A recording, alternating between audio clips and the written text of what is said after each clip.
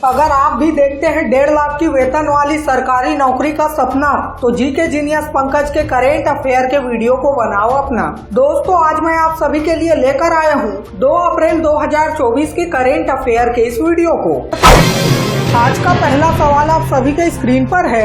IPL इतिहास का सबसे बड़ा टीम स्कोर किस टीम ने बनाया? ऑप्शन है Mumbai Indians, Sunrisers Hyderabad, Chennai super king या फिर दिल्ली कैपिटल्स। अगर आपको इस सवाल का सही जवाब पता हो तो हमारे कमेंट बॉक्स में इसका उत्तर जरूर बताइएगा, और अगर न भी पता हो तो तुक्का लगाइएगा। The correct answer is option B, Sunrisers Hyderabad. IPL इतिहास के सबसे बड़े टीम टोटल का रिकॉर्ड सनराइजर्स हैदराबाद ने तोड़ दिया है। सनराइजर्स हैदराबाद ने मुंबई इंडियंस के खिलाफ 20 ओवरों में 277 रन बनाए, जो अब तक का सबसे बड़ा टीम टोटल है। इससे पहले आरसीबी ने 2013 में पुणे वॉरियर्स इंडिया के खिलाफ 263 का स्कोर बनाया था। तो अगला और दूसरा सवाल है, प्रधानमंत्री नरेंद्र मोदी की घोषणा के अनुसार भारत अगले 5 वर्षों में भूटान को कितनी वित्तीय सहायता प्रदान करेगा? ऑप्शन है 5,000, 7,500, 10,000 या फिर 12,500 करोड़ रुपए। है ऑप्शन सी 10,000 रुपए। भारतीय प्रधानमंत्री नरेंद्र मोदी ने भूटान को 10,000 करोड़ रुपए की वित्तीय सहायता प्रदान करने की घोषणा की। ऊर्जा और अंतरिक्ष सहित विभिन्न क्षेत्रों में सहयोग को सुदृढ़ करने के लिए भारत और भूटान के बीच 6 समझौतों पर हस्ताक्षर किए गए। भारत 2034 तक भूटान को उच्च आय वाला देश बनाने के लक्ष्य का समर्थन करने के लिए प्रतिबद्ध है। फादर ऑफ कोरोना के सीमा विवाद प्रयासों के बीच द्विपक्षीय संबंधों पर जोर देते हुए मोदी को भूटान के सर्वोच्च सम्मान ऑर्डर ऑफ डू ग्लाइपो से सम्मानित किया गया। तो अगला और तीसरा सवाल है, जम्मू कश्मीर और लद्दाख उच्च न्यायालय के अतिरिक्त न्यायाधीश के रूप में किसे नियुक्त किया गया है? ऑप्शन है मोहम्मद यूसुफ वानी, कोटेश्वर सिंह, अनूप सिन्हा या फिर रमेश मिश्रा जी को। उत्तर है ऑप्शन है मोहम्मद यूसुफ वानी। जम्मू कश्मीर और लद्दाख उच्च न्यायालय के मुख्य न्यायाधीश न्यायमूर्ति एन कोटेश्वर सिंह ने अतिरिक्त न्यायाधीश के रूप में जस्टिस मोहम्मद यूसुफ वानी को शपथ दिलाई। इसके साथ ही जम्मू कश्मीर और लद्दाख उच्च न्यायालय में न्यायाधीशों की कुल संख्या मुख्य न्यायाधीश सहित 16 हो गई। तो अगला सवाल जानने से पहले चलिए जानते हैं 2 अप्रैल 2024 को क्या स्पेशल है। तो दोस्तों, आज है world autism awareness day. Autism मतलब आत्म केंद्रित के बारे में जागरूकता बढ़ाने और लोगों को इसके बारे में शिक्षित करने के लिए हर साल 2 अप्रैल को विश्व ऑटिज्म जागरूकता दिवस मनाया जाता है। Indian masters national badminton championship में 2 स्वर्ण पदक जीतने वाली नाहिदा दिवेचा किस राज्य से है? ऑप्शन है कर्नाटक, महाराष्ट्र, तमिलनाडु या फिर तेलंगाना।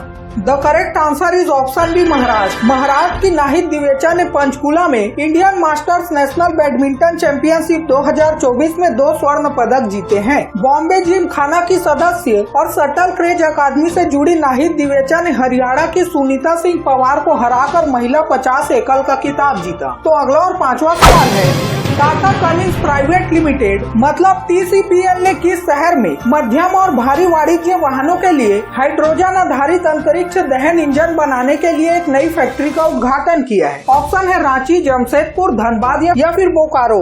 उत्तर है option B, Jamshedpur. Tata Cummins private limited मतलब TPCL ने झारखंड के जमशेदपुर में कारखाने का उद्घाटन किया। यह फैक्ट्री मध्यम और भारी वाणिज्य वाहनों के लिए हाइड्रोजन आधारित अंतरिक्ष दहन इंजन बनाने के लिए समर्पित है। लगभग 7 एकड़ में फैला इसे झारखंड सरकार के साथ एक समझौता ज्ञापन पर हस्ताक्षर करने के बाद 1 साल के भीतर स्थापित किया गया था। मार्च 2023 में कम और शून्य उत्सर्जन प्रयोगदान प्रौद्योगिकी समाधान विकसित करने पर ध्यान केंद्रित करने के लिए एक सहायक कंपनी के रूप में TPCL ग्रीन एनर्जी सॉल्यूशन मतलब TPCL GES का गठन किया गया था। तो अगला सवाल जानने से पहले अगर आपको करेंट अफेयर के साथ अप टू डेट रहना पसंद है तो इस वीडियो को लाइक और चैनल को सब्सक्राइब या फॉलो करके कमेंट में इस वीडियो के लास्ट में पूछे गए सवाल का जवाब जरूर बताइएगा। तो अगला सवाल है, इस संगठन ने भारत में नए युग के स्टार्टअप के लिए 250 मिलियन अमेरिकी डॉलर की ऋण प्रतिबद्धता की घोषणा की। ऑप्शन है विश्व बैंक, DBS बैंक इंडिया, अंतर्राष्ट्रीय मुद्रा कोष या फिर विश्व आर्थिक मंच। उत्तर है option B, DBS bank India. DBS bank India ने नए जमाने के स्टार्टअप के लिए 250 मिलियन अमेरिकी डॉलर की ऋण प्रतिबद्धता की घोषणा की है, जिसका लक्ष्य भारत के स्टार्टअप पारिस्थितिकी तंत्र के भीतर नवाचार और उद्यमिता को बढ़ावा देना है। भारतीय स्टार्टअप क्षेत्र में महत्वपूर्ण विस्तार देखा गया है। 2024 तक 90,000 से अधिक स्टार्टअप और 100 से अधिक यूनिकॉर्न के साथ देश के विकास लक्ष्यों में इसके महत्व को उजागर किया गया है। तो अगला और 7वां सवाल आप सभी के स्क्रीन पर है। हाल ही में लॉन्च किए गए प्यून मिशन में इसरो द्वारा निम्नलिखित में से किस प्रशिक्षण यान मतलब लॉन्चर का उपयोग किया गया था? ऑप्शन है ASLV, PSLV, GSLV या फिर GSLV Mk3।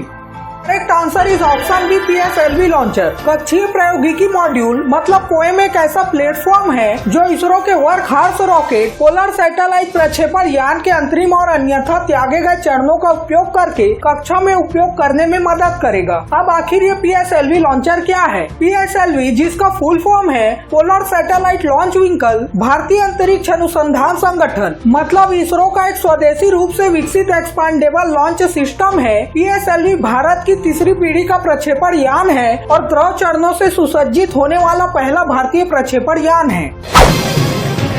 हाल ही में कल्याण चालुक्य राजवंश का 900 साल पुराना कन्नड़ शिलालेख किस राज्य में पाया गया? ऑप्शन है तेलंगाना, कर्नाटक, केरल या फिर तमिलनाडु।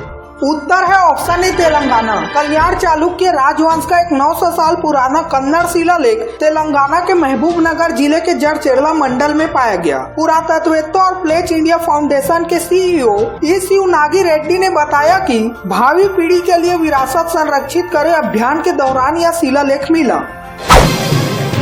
कौन सा खाड़ी देश पहली बार मिस यूनिवर्स प्रतियोगिता में भाग लेगा? ऑप्शन है सऊदी अरब, कतर, बहरीन या फिर आर्मेनिया। उत्तर है ऑप्शन है सऊदी अरब। सऊदी अरब पहली बार ऐतिहासिक मिस यूनिवर्स कार्यक्रम में भाग लेगा। सऊदी अरब की रूमी अल कहतानी पहली बार आधिकारिक तौर पर इस्लामिक देश की पहली प्रतिनिधि के रूप में मिस यूनिवर्स प्रतियोगिता में शामिल होंगी। अब आखिर ये रूमी अल कहतानी कौन है? रूमी अल कहतानी मिस मिडिल ईस्ट और मिस अरब वर्ल्ड पीस 2021 का टाइटल जीत चुकी है। तो दोस्तों चलिए बढ़ते हैं अगले सवाल की तरफ। मार्च 2024 में सूरत डायमंड ट्रेड सेंटर का नया अध्यक्ष कौन बना? ऑप्शन है वल्लभ भाई पटेल, गोविंद ढोलकिया, हरिवंश नारायण या फिर Amit Shah. The correct answer is option B Govind Dholakia. Vallabhbhai Patel के इस्तीफा के बाद राज्यसभा सांसद और व्यापारी गोविंद ढोलकिया को सूरत डायमंड बोर्ड मतलब SDB के अध्यक्ष के रूप में नामित किया गया है। अगर आपको इस सवाल से संबंधित और भी जानकारी पढ़नी है तो आप इस वीडियो को रोककर पढ़ सकते हैं। तो अगला सवाल है, बजर बजने के कारण आज की प्रश्नोत्तरी यहीं पर समाप्त करनी पड़ेगी। उससे पहले चलिए जानते हैं कल के सवाल का सही जवाब क्या था। कल के सवाल का सही जवाब है option D Finland country. World happiness report 2024 के अनुसार दुनिया का सबसे खुशहाल देश फिनलैंड है। तो दोस्तों चलिए देखते हैं आज का सवाल क्या है। 12 ज्योतिर्लिंग में भारत के किस राज्य में सबसे ज्यादा ज्योतिर्लिंग है? ऑप्शन है महाराष्ट्र, छत्तीसगढ़, मध्य प्रदेश या फिर उत्तराखंड। अगर आपको इस सवाल का सही जवाब पता हो तो हमारे कमेंट बॉक्स में इसका उत्तर जरूर बताइएगा और अगर ना भी पता हो तो तुक्का लगाइएगा। कल फिर मिलते हैं 3 अप्रैल 2024 के करेंट अफेयर के वीडियो के साथ। तब तक के लिए बाय बाय। जय हिंद, जय भारत।